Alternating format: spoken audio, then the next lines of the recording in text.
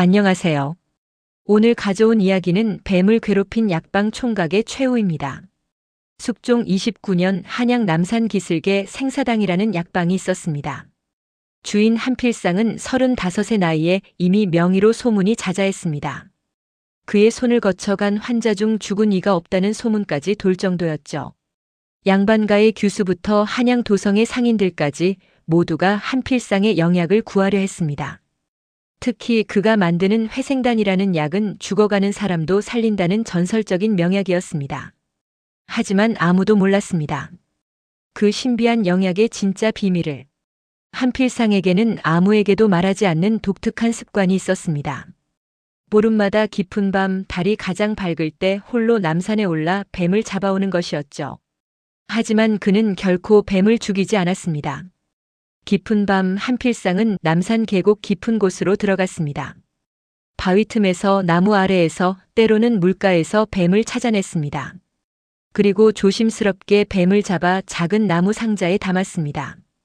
약방으로 돌아온 한필상은 촛불을 밝히고 뱀을 꺼냈습니다. 미안하구나. 하지만 이것도 사람을 살리기 위함이니. 한필상은 작고 날카로운 칼을 꺼냈습니다. 그리고 살아있는 뱀의 배를 정확하게 갈랐습니다. 뱀은 격렬하게 몸부림쳤지만 한필상의 손은 흔들리지 않았습니다. 담낭을 조심스럽게 적출한 뒤 그는 은실로 정교하게 상처를 꿰맸습니다. 마치 명품 자수를 놓듯 빈틈없이 말이죠. 가거라. 내 목숨은 살려주지 않았느냐. 이만하면 자비롭지 않으냐. 그는 진심으로 자신이 자비롭다고 믿었습니다. 뱀을 죽이지 않고 살려보내니까요. 하지만 한필상은 몰랐습니다. 아니, 알면서도 외면했습니다. 담을 빼앗긴 뱀들이 산속에서 어떻게 되는지를요. 담낭이 없는 뱀은 먹이를 소화할 수 없었습니다. 지방을 분해할 수 없었고 독소를 해독할 수도 없었습니다. 그들은 산으로 돌아가 나흘을 꼬박 몸부림치다 죽어갔습니다. 배고픔도 갈증도 해소할 수 없는 채로 마치 살아있는 시체처럼 천천히 고통스럽게 죽어갔습니다. 그렇게 12년이 흘렀습니다. 한필상의 손을 거쳐간 뱀은 300마리가 넘었습니다. 그 모두가 같은 방식으로 고통받다 죽었습니다. 하지만 한필상의 약방은 날로 번창했습니다. 그의 재산은 불어났고 명성은 한양을 넘어 전국으로 퍼져나갔습니다. 그런데 이상한 일이 있었습니다. 한필상의 약방 뒤편 작은 우물가에는 매달 보름마다 누군가 흰 천을 걸어두고 갔습니다. 마치 죽은 이를 위한 제를 올리듯. 처음엔 동네 아낙네들의 장난인 줄 알았습니다. 하지만 12년 동안 한 번도 빠짐없이 계속되었습니다. 한필상은 처음엔 신경 쓰지 않았습니다. 하지만 12년째 되던 해 가을 그 흰 천에 붉은 글씨가 적혀 있는 것을 발견했습니다. 312번째에 모든 것이 뒤바뀌리라. 한필상은 소름이 돋았습니다. 312마리. 자신이 그동안 담을 빼낸 뱀의 정확한 숫자였으니까요. 대체 누가 그 숫자를 알고 있단 말입니까? 한필상은 그날 밤 잠을 이루지 못했습니다. 바로 그날 밤 이상한 일이 벌어졌습니다. 한필상이 불안한 마음으로 뒤척이고 있을 때 약방 문이 요란하게 열렸습니다. 한 소년이 바닥을 기며 들어왔습니다. 15살쯤 되어 보이는 소년의 옷은 찢어지고 온몸이 상처투성이었습니다. 그런데 이상했습니다. 상처 모양이 보통과 달랐습니다. 마치 수십 마리의 뱀이 동시에 한 사람을 물어뜯은 것 같았죠. 살려 주십시오, 제발. 이게 대체 무슨 어서 이리 눕거라. 한필상은 서둘러 소년을 안으로 들였습니다. 등불을 가까이 가져가 상처를 살펴보니 더욱 기묘했습니다. 뱀에게 물린 자국이 수십 개나 되었지만 이상하게도 독이 퍼지지 않았습니다. 상처만 있을 뿐 부어오르거나 검게 변하지 않았던 것이죠. 마치 독리 없는 뱀에게 물린 것처럼요. 한필상은 밤새 소년을 치료했습니다. 상처를 소독하고 약을 바르고 지혈을 했습니다. 그리고 자신이 아끼던 회생단 하나를 소년의 입에 넣어주었습니다. 새벽녘이 되어서야 소년의 숨소리가 안정되었습니다. 사흘이 지났습니다. 소년이 천천히 눈을 떴습니다. 한필상은 소년 곁을 지키고 있었습니다. 여기가 어디입니까? 생사당이라는 약방이다. 내가 널 치료했느니라. 그런데 대체 무슨 일이 있었던 게냐? 잘 기억이 나지 않습니다. 다만 꿈속에서 수많은 뱀들이 저를 둘러싸고 무언가를 속삭이는 것 같았습니다. 너는 우리의 눈이 되어라. 너는 우리의 입이 되어라. 그런 소리들이었습니다. 이름은 뭐냐? 가족은? 저는 청명이라고 합니다. 가족은 기억나지 않습니다. 어디서 왔는지도 어디로 가야 하는지도 모르겠습니다. 한필상은 소년의 눈을 들여다보았습니다. 맑고 깊은 눈이었습니다. 하지만 가끔, 아주 가끔 그 눈 깊숙한 곳에서 무언가가 움직이는 것 같았습니다. 마치 뱀이 또아리를 틀고 있는 것처럼요. 한필상은 측은한 마음에 소년을 약방에 두기로 했습니다. 심부름꾼 겸 제자로 삼은 것이죠. 그런데 신기한 일이 벌어졌습니다. 청명은 놀라울 정도로 약재를 다루는 재주가 뛰어났습니다. 하루 만에 수십 가지 약재의 이름과 효능을 외웠고 이틀째에는 간단한 약을 직접 조제했습니다. 놀랍구나. 내게 의술의 재능이 있는 것 같다. 감사합니다. 스승님. 한필상은 점점 청명에게 의지하게 되었습니다. 똑똑하고 부지런한 제자였으니까요. 한 달이 흘렀습니다. 청명은 이제 약방에 없어서는 안 될 존재가 되었습니다. 환자들을 응대하고 약재를 정리하고 때로는 간단한 치료까지 했습니다. 한필상은 흡족했습니다. 그리고 보름달이 떴습니다. 한필상은 늘 하던 대로 깊은 밤 산으로 향하려고 했습니다. 그런데 이번에는 청명이 따라 나섰습니다. 스승님, 어디 가십니까? 약재를 구하러 간다. 너는 자거라. 밤길이 험하니라. 저도 배워야 하지 않겠습니까? 스승님께서 어떤 약재를 어떻게 구하시는지 알아야 제대로 된 제자가 될 수 있을 것 같습니다. 한필상은 당황했습니다. 뱀을 잡는 모습을 보여줄 수는 없었습니다. 하지만 거절할 마땅한 이유도 떠오르지 않았습니다. 그럼 조용히 따라오너라. 절대 소리 내지 말고. 둘은 함께 남산 깊은 곳으로 들어갔습니다. 달빛이 나뭇가지 사이로 흘러내렸고 어디선가 부엉이 울음소리가 들려왔습니다. 한 시즌쯤 걸었을까요? 한필상이 큰 바위 아래에서 구렁이 한 마리를 발견했습니다. 유난히 크고 윤기가 흐르는 놈이었습니다. 한필상의 눈이 빛났습니다. 저 정도 크기면 담낭도 클 것이고 그만큼 좋은 약재를 얻을 수 있을 터였습니다. 한필상은 능숙한 솜씨로 뱀을 잡았습니다. 나무 막대로 머리를 눌러 움직이지 못하게 한 뒤 자루에 담았습니다. 그리고 품에서 작은 칼을 꺼냈습니다. 스승님, 무엇을 하시려는 겁니까? 담을 얻는 거다. 이 뱀의 담즙이 바로 내가 쓰는 영약, 회생단의 핵심 재료란다. 한필상은 조심스럽게 뱀의 배를 갈랐습니다. 뱀은 격렬하게 몸부림쳤지만 소용없었습니다. 한필상의 손은 12년의 경험으로 흔들림이 없었습니다. 담낭을 정확하게 적출하고 다시 은실로 꼼꼼하게 꿰맸습니다. 봤느냐? 나는 뱀을 죽이지 않는다. 이렇게 상처를 꿰매어 살려주지 목숨을 살려주니 자비로운 일 아니냐? 그 순간 청명의 눈빛이 이상하게 변했습니다. 달빛 아래서 그의 눈동자가 세로로 길게 찢어진 것처럼 보였습니다. 뱀의 눈처럼 말이죠. 그것이 정말 자비라고 생각하십니까? 그 뱀은 나흘 뒤에 죽을 겁니다. 담이 없으면 먹이를 소화할 수도 없고 몸속에 독소를 해독할 수도 없으니까요. 배는 고프지만 먹을 수 없고 목은 마르지만 물도 마실 수 없습니다. 그렇게 나흘 동안 고통받다가 죽습니다. 차라리 단칼에 죽이는 게 나았을 텐데요. 한필상의 얼굴이 굳었습니다. 청명의 목소리에는 묘한 감정이 실려 있었습니다. 내가 어떻게 그런 걸 아느냐? 경험했으니까요. 청명이 풀숲에 던져진 뱀을 조심스럽게 집어들었습니다. 뱀은 축 늘어져 있었습니다. 그때 놀라운 일이 벌어졌습니다. 청명의 손에서 푸른 빛이 흘러나왔습니다. 그 빛이 뱀의 상처를 감쌌고 순식간에 상처가 아물기 시작했습니다. 더 놀라운 것은 뱀의 뱃속에서 담낭이 다시 자라나기 시작했다는 것입니다. 이게 무슨 요술이냐? 요술이 아닙니다. 원래대로 돌려놓는 것뿐이죠. 이제 이 뱀은 진짜로 살 수 있습니다. 스승님처럼 겉만 살려놓는 게 아니라요. 뱀은 청명의 손 안에서 힘차게 꿈틀거리더니 숲속으로 재빠르게 사라졌습니다. 한필상은 넋을 잃고 그 모습을 바라보았습니다. 너 대체 뭐냐? 사람이 아니지. 반은 맞고 반은 틀렸습니다. 저는 사람이기도 하고 아니기도 합니다. 정확히 말하자면 저는 당신이 지난 12년간 살려줬다고 믿는 312마리의 뱀들입니다. 한필상은 그 자리에 주저앉았습니다. 다리에 힘이 풀렸습니다. 청명은 조용히 그의 앞에 무릎을 꿇고 앉았습니다.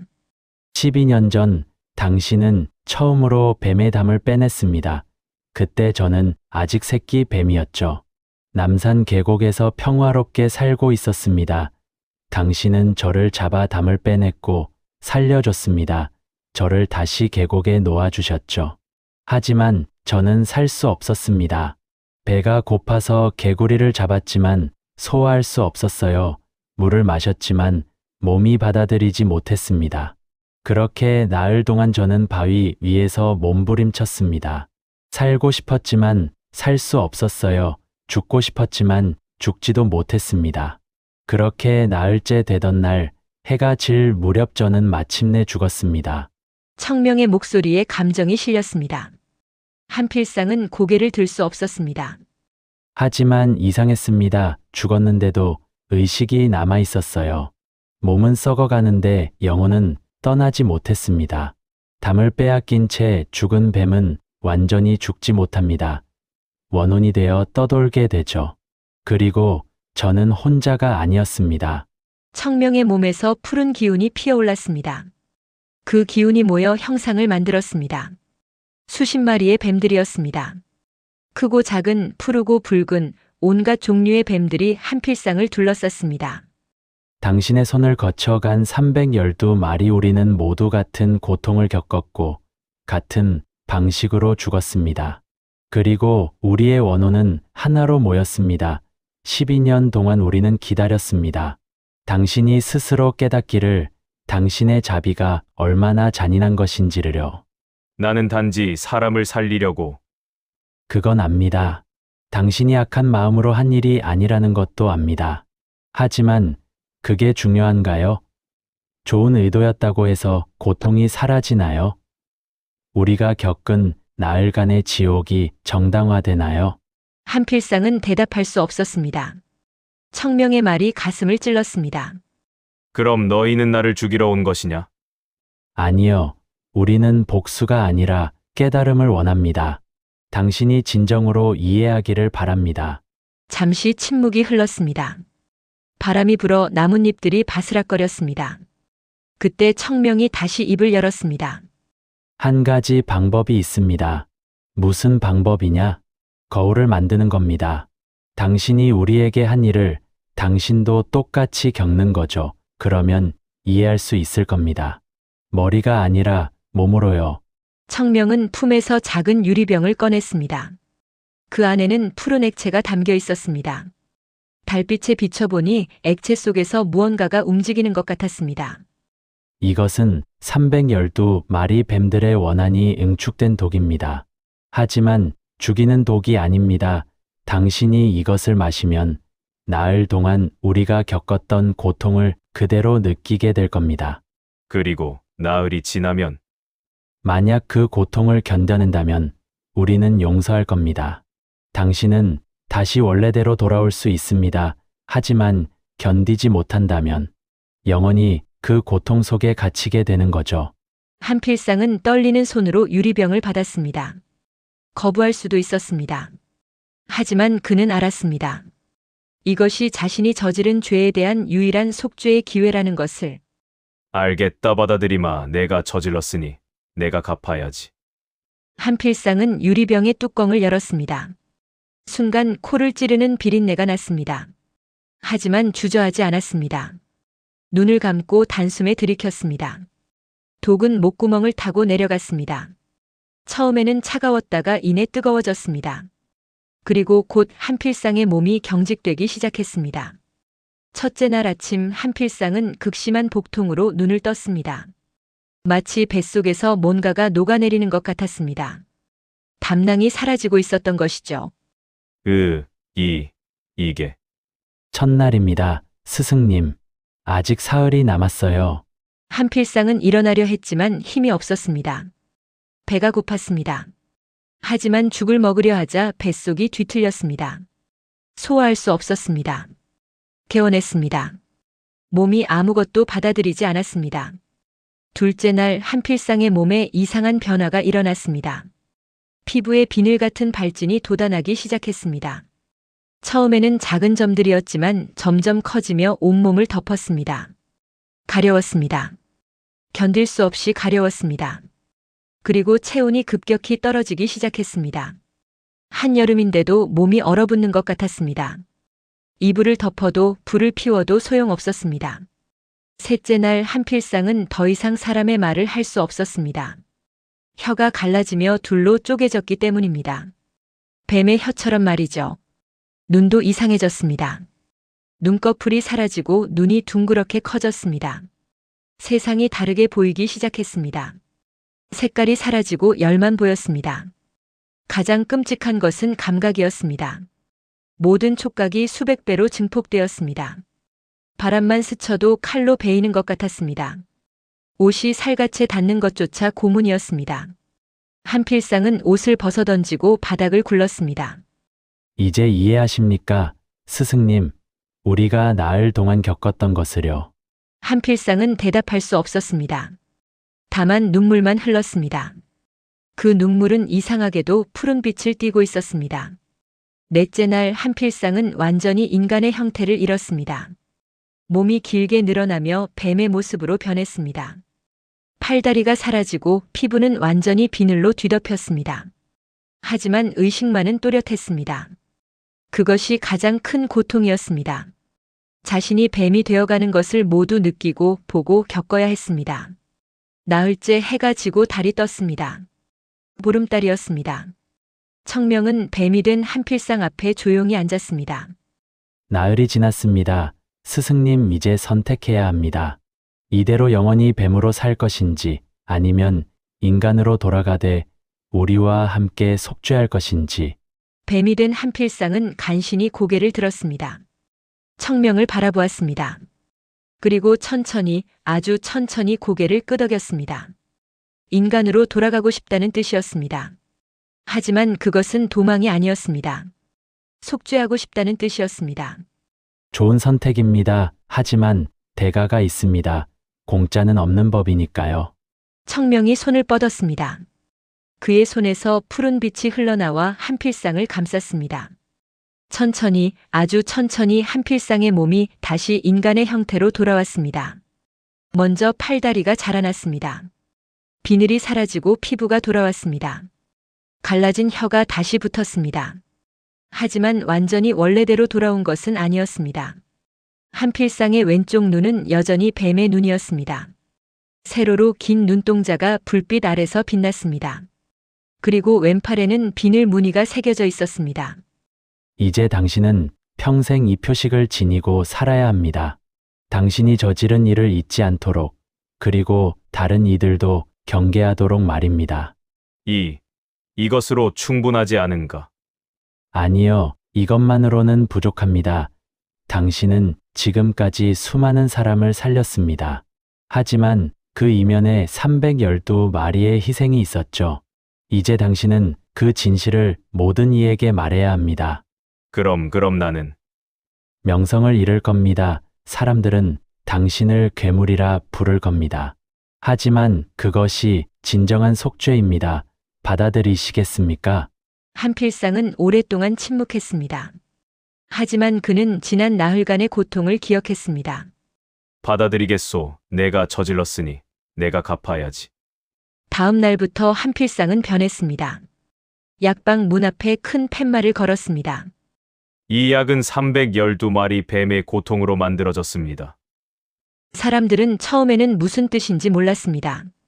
하지만 한필상은 찾아오는 환자 하나하나에게 진실을 말했습니다. 제가 지금까지 드린 약은 살아있는 뱀의 담을 빼앗아 만든 것입니다. 저는 뱀을 죽이지 않았다고 믿었지만 그것은 거짓이었습니다. 담을 빼앗긴 뱀들은 모두 나흘 동안 고통받다가 죽었습니다. 사람들은 경악했습니다. 어떤 이는 분노하며 약을 집어던졌습니다. 어떤 이는 구역질을 하며 도망쳤습니다. 맞습니다. 제가 괴물이었습니다. 한필상의 명성은 하루아침에 무너졌습니다.